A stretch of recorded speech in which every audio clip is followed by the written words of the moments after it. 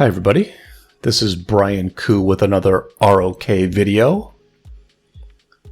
And today's story starts with a fire. My city teleported next to a burning flag, asking for cavalry reinforcements. Quite quickly, a couple of core players teleported in to join me, and together we filled up this flag and prepared to defend it against our enemies, the Hawks, who had been taking this zone over during their long duration uptime.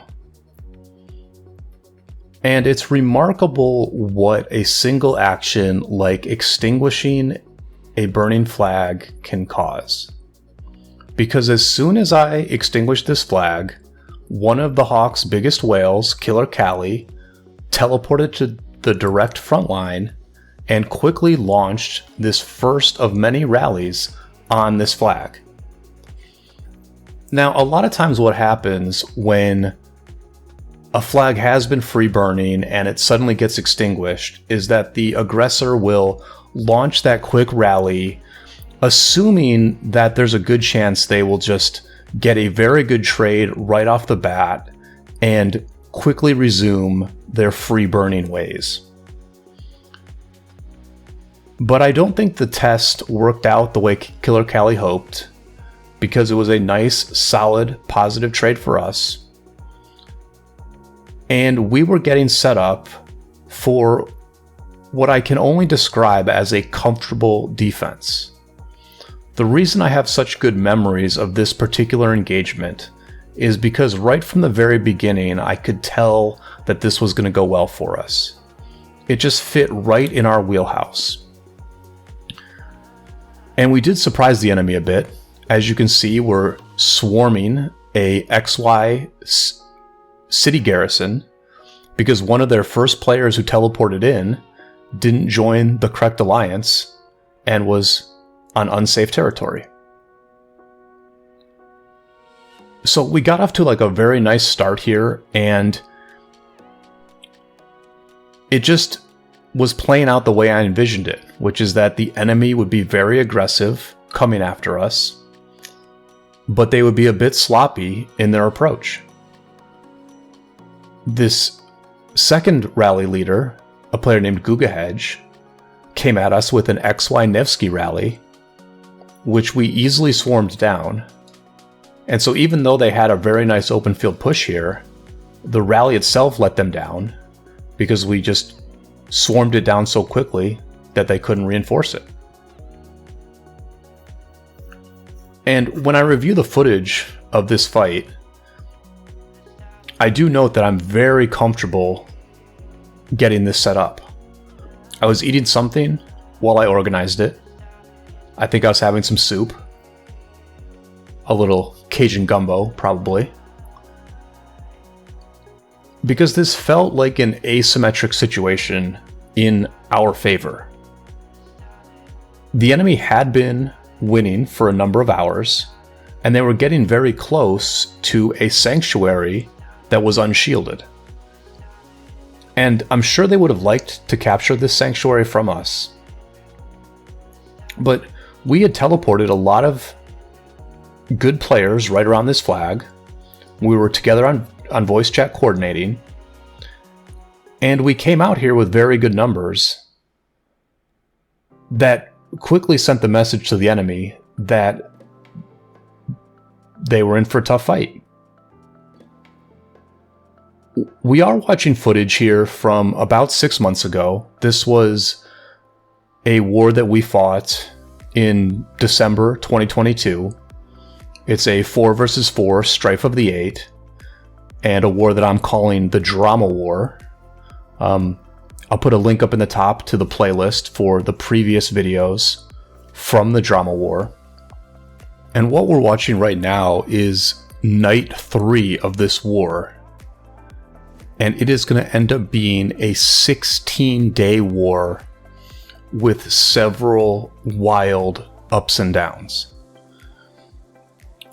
And, And so even though this war took place 6 months ago, and the channel has moved on. I've been focusing on other content, chaining barbs and watching other KvKs and criticizing players with more kills and more stars than I have. I just have to go back and finish this story. And so over the next month, before our own fighting begins in Orleans, I'm going to try to get through the remaining videos that tell the story of the drama war. And I hope you will come along for that ride with me. Subscribe to the channel if you haven't done so. Throw a like on the video to help motivate me to keep the productivity going. Because this was a crazy war. And what's going to happen is we are going to lose this particular zone. We're going to lose this zone 6 of Passaran. The R5 of our alliance, Adinavo, he made a decision to invade Passaran and give the enemy a 1 versus 2 advantage, when we could have gone to the west into Shiki instead and had a 2 versus 1 in our favor. And I think ultimately that was a mistake, and it made this KvK much more difficult than it otherwise would have been. And part of the reason it was difficult was just because offensively, we just were not as crisp and as strong as we should have been. You see there that we did this rally that just didn't get canceled fast enough.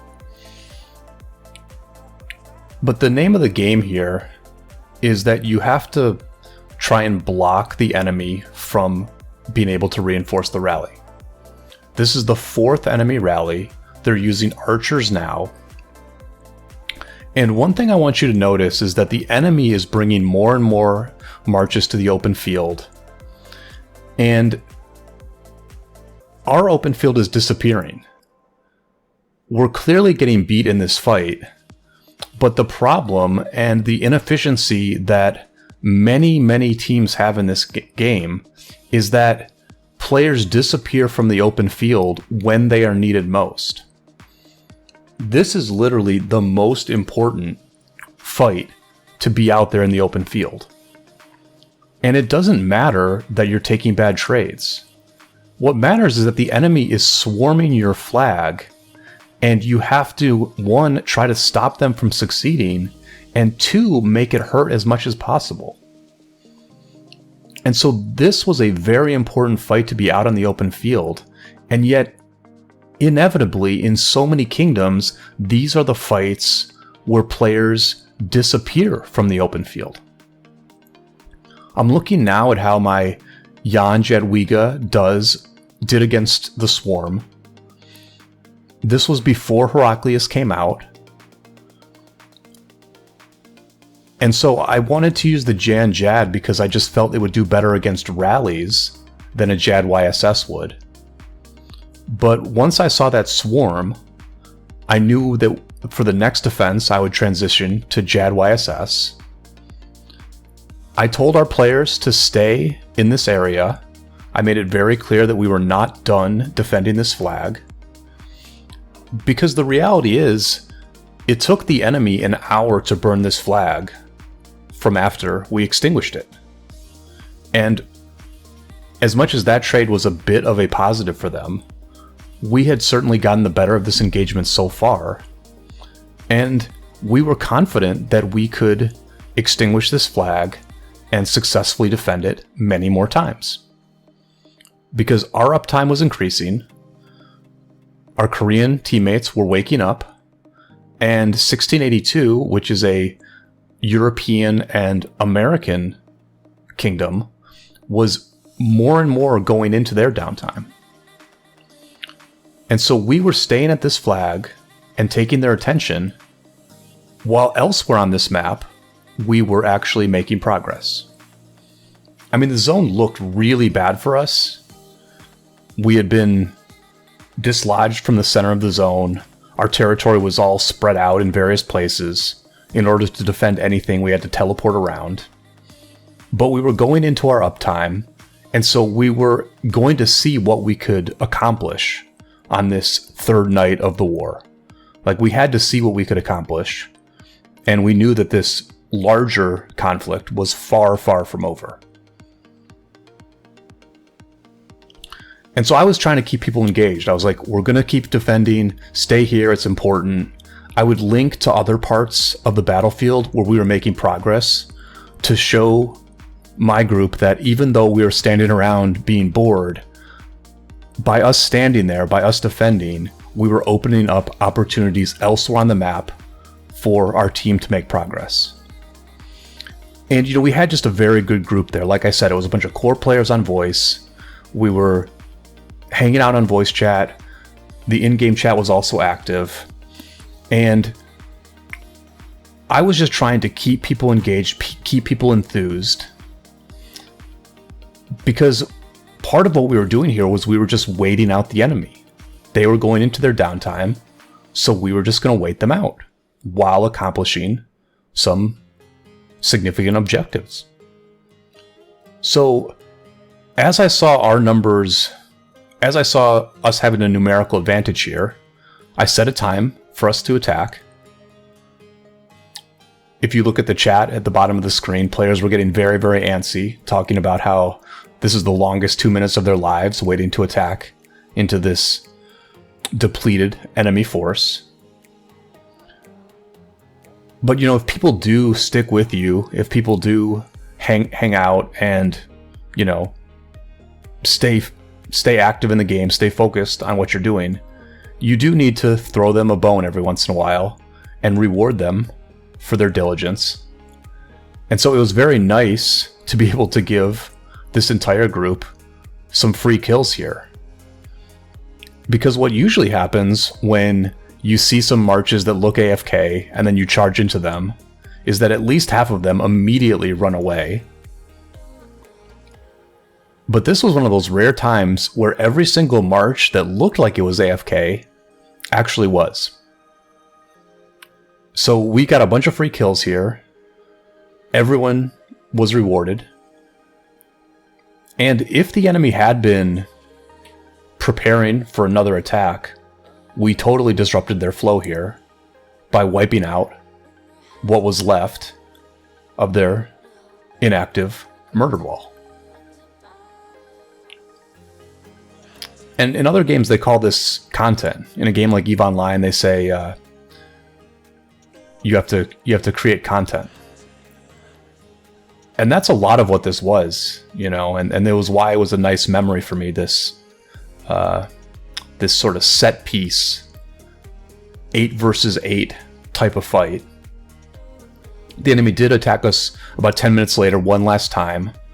They formed up, attacked into us. They probably wanted to see how closely we were paying attention, and they wanted to see if they would be able to break through our own defensive open field. Because of course, if you can't break through the enemy's open field, then you cannot successfully rally. All a defensive open field has to do is block you from reinforcing, and they're going to win that trade on the flag.